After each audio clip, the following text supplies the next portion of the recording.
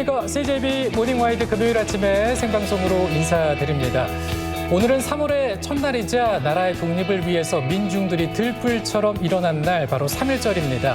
올해로 벌써 3.1절이 105주년이 됐더라고요. 네, 그렇습니다. 3.1 만세운동은 전 세계에 우리 민족의 독립 의지를 알리고 또 하나 되어서 행동한 날이기도 한데요. 네. 수많은 순국 선열들의 희생이 있었던 오늘, 우리가 나라 사랑을 위해서 할 수 있는 게 무엇인지 생각해보는 하루가 됐으면 좋겠습니다. 네, 저희도 관련 소식을 좀 준비했는데요. 알차게 우리 안효선 그리고 오성권 리포터와 함께 알아보겠습니다. 어서 오십시오. 안녕하세요. 네, 안녕하세요. 네, 첫 번째 소식 오성권 리포터와 함께합니다. 3.1절을 맞아서 우리가 꼭 잊지 말아야 할 분들의 발자취를 만나고 왔다고요? 네, 맞습니다.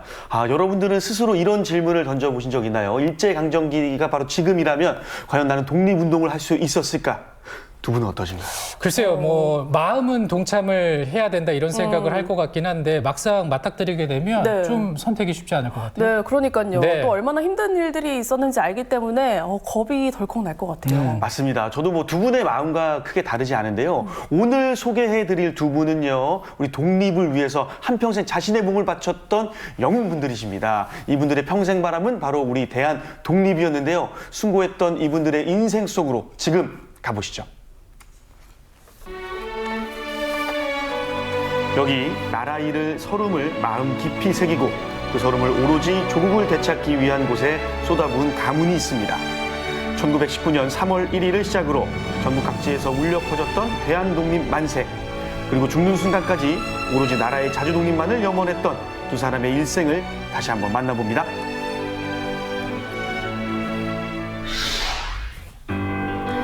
단재 신채호 선생을 한마디로 정의하는 것은 쉽지 않습니다. 그는 우리나라 고대사를 연구했던 역사학자이자 글로 민중을 깨우쳤던 언론인, 그리고 독립운동가였는데요.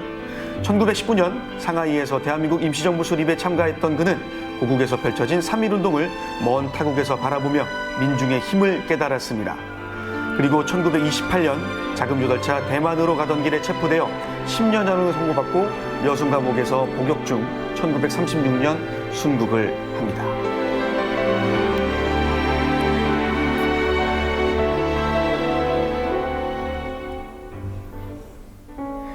죽기까지 일제에 저항했던 단재 신채호 선생의 정신은 그의 생애를 기록한 기념관에서 보다 자세히 만나볼 수 있는데요. 마음의 고향이었던 청주를 얼마나 아꼈는지도 미루어 짐작해보는 시간입니다. 이 충청북도를 대표하는 독립운동가 중에는 우리 신채호 선생님을 빼놓을 수가 없는데요. 신채호 선생님, 청주 출신이신가요? 청주 출신은 아니세요. 근데 신채호 선생님은 원래 대전에서 태어나셨거든요. 근데 대전에서 사실 때 아버지가 돌아가시는 바람에 할아버지랑 온 가족이 여기로 이사를 오세요. 그래서 할아버지 밑에서 한학을 공부하시며 이제 9살 때부터 자취 통감을 떼시고 또 14살 때 사서산병을 떼세요. 그래서 신동소리를 들었거든요. 19살에 성균관에 입학하시기 전까지 11년 동안 여기서 사셨어요. 1905년 성균관 박사가 되었으나 그의 을사늑약이 체결되자 관직에 나갈 뜻을 포기한 그는 다시 청주로 향합니다. 그리고 서울을 오가며 본격적으로 애국 계몽운동에 돌입했는데요. 나라를 빼앗겼다는 사실을 얼마나 비통해했는지 몇 가지 일화만으로도 알 수 있습니다. 너무 선생님을 대표하는 좋은 일화가 있어요. 선생님은 내가 죽으면 외놈들의 발끝에 채이지 않도록 화장을 해서 바닷물에 뿌려달라고 하셨어요. 그리고 또 한 가지 재미있는 일화가 있는데, 선생님은 세수를 하실 때 꼿꼿이 서서 하셨어요. 왜냐면 허리를 숙이기 싫다고 했거든요. 그래서 옷이나 바닥 같은 게 다 젖을 정도로 서서 그냥 손으로 찍어서 세수를 하시고 그러셨어요. 일편단심, 고국의 해방만을 염원한 그의 바람은 1921년 북경에서 발행한 잡지 천고에서도 잘 드러나 있습니다. 이 책에는 일본 제국주의의 비판과 독립군의 활약이 담겨져 있는데요. 그는 뇌출혈로 쓰러지기 직전까지 우리나라 상고시대를 저술한 조선 상고사 집필에 몰두하기도 했습니다. 그렇게 고국을 사랑하고 그리워하시던 우리 신채호 선생님, 어떻게 우리나라의 독립을 직접 두 눈으로 확인하셨을까요? 아니요, 애석하게도 선생님은 우리나라의 독립을 못 보십니다. 선생님은 1928년에 이제 독립 자금을 마련하기 위해서 외국 위체 사건에 연루가 되세요. 그래서 이제 대만에서 잡히시거든요.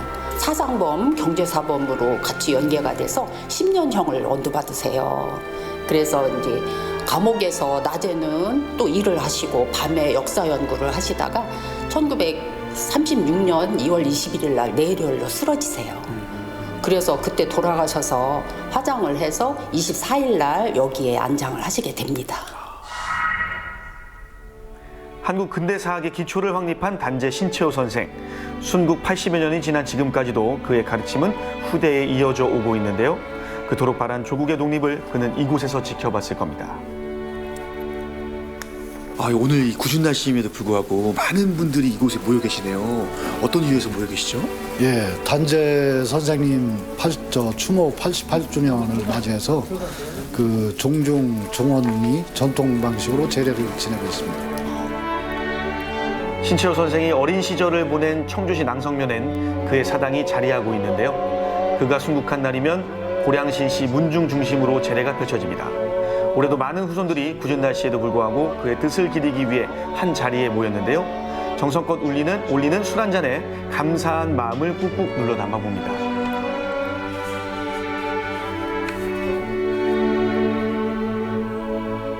우리 집안에 이렇게 훌륭하신 그 선생님이 계셨다는 거 하고, 그다음에 매년 이렇게 제례를 올릴 때마다 그 나라를 위해서 숭고한 그 희생 정신 이런 거를 생각할 때마다 눈물이 날 정도로 우리 아주 정말 자랑스럽고. 국권 회복 때문에 열심히 노력하셨는데 그리고 독립을 못 보고 돌아가신 게 너무 한이 맺히신 것 같아서 다음에 제례 모실 때도 정성껏 모시는 후손이 되는 게 좋겠습니다. 한편에서는 그의 독립전신과 희생정신을 기리기 위한 추모식이 열렸습니다. 나라를 빼앗긴 어려움 속에서도 역사를 바로 세우기 위해 노력했던 단재 신채호 선생의 발자취를 되돌아보는 시간이었는데요. 선생은 조국 대안이 비통하게도 제국주의 일본의 총칼 아래 노예가 되었을 때 통안의 절규를 외치면서 해외로 망명하여 오로지 민족을 위해 헌걸찬 일생을 사신 우리의 스승이다. 나라를 위해 목숨을 아끼지 않았던 그에게 지금 우리가 할 수 있는 것은 무엇인가? 다시 한번 생각해보는 시간이었습니다.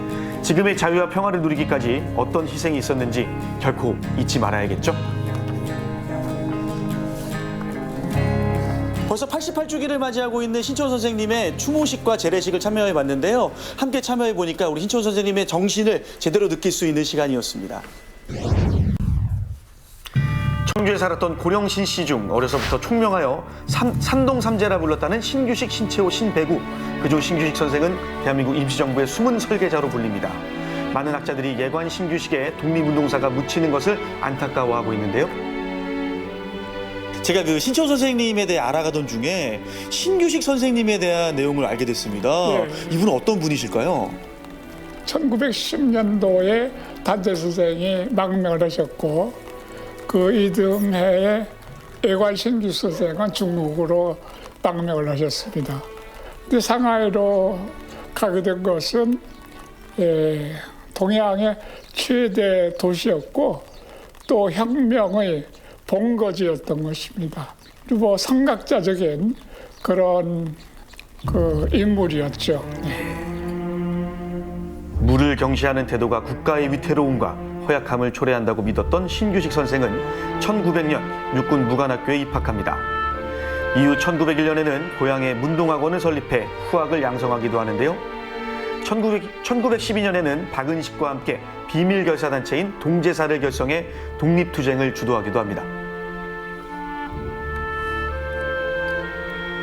그 이후에는 박단학원이라는 교육기관을 갖다가 설립해서 교육구국이라는 기치를 늘 내걸고 젊은 학도들을 중국 학교나 여러 학교에 유학 보내고 이런 데 아주 힘썼습니다. 1917년에는 신규식 선생 주도하에 대동단결 선언문을 발표합니다. 이 문서는 국내외 독립운동을 통합하고 임시정부 수립을 제안했다는 점에 역사적 의의가 있는데요.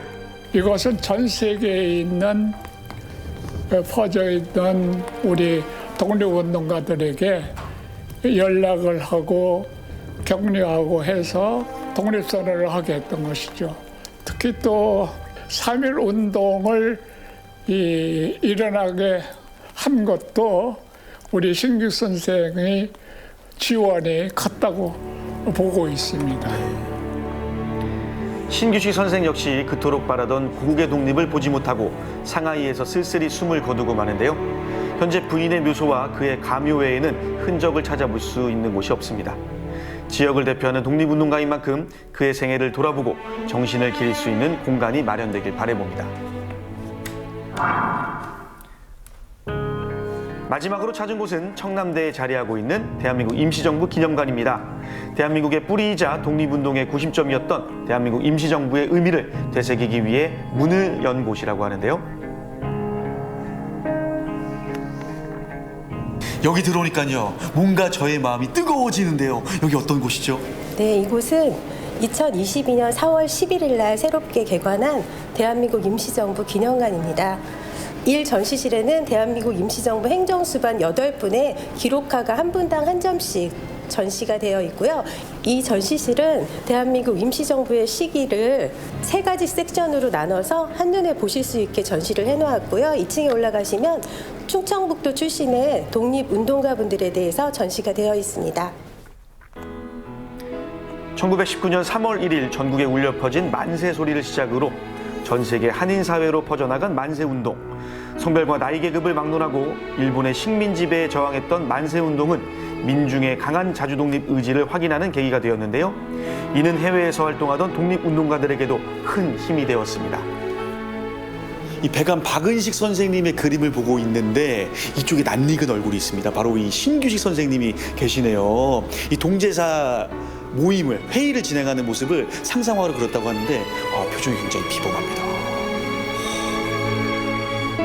민중의 이런 바람은 1919년 4월 11일 임시헌정을 제정하며 상하이에 대한민국 임시정부를 수립하기에 이릅니다. 이때부터 광복이 되던 1945년 8월 15일까지 한민족을 대표하는 기관으로 독립을 이끌었던 대한민국 임시정부.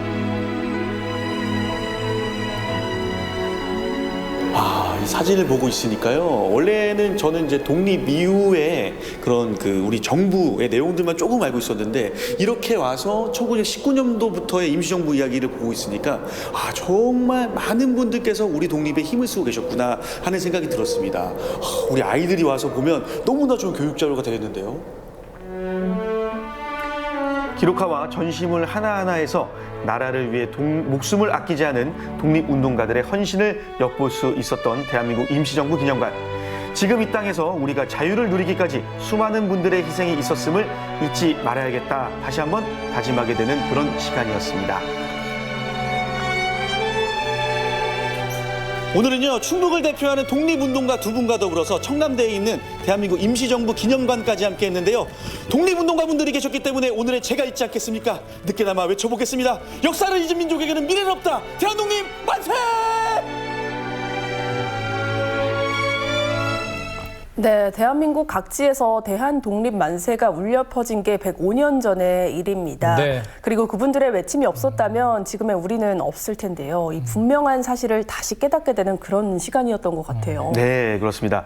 저도 이 신규식, 신채호 선생 두 분의 발자취를 돌아보면서 그렇게 느꼈는데요. 네. 두 분은 평생 이렇게 말씀하셨습니다. 역사를 알아야 우리 민족을 지켜낼 수 있다. 가슴 아프고 슬픈 역사이지만 우리가 계속 알아가고 배운다면 지난 과거만큼 그 뼈아픈 역사는 되풀이되지 않겠죠. 오늘 3월 1일 우리가 가슴 깊이 새겨야 될 아주 좋은 가르침이 아닐까 싶습니다. 네, 정말 수많은 독립운동가들의 숭고한 희생에 다시 한번 감사의 마음을 전하면서 우리도 나라를 사랑하고 아끼는 마음 이어가야겠다고 다짐을 해보게 되네요.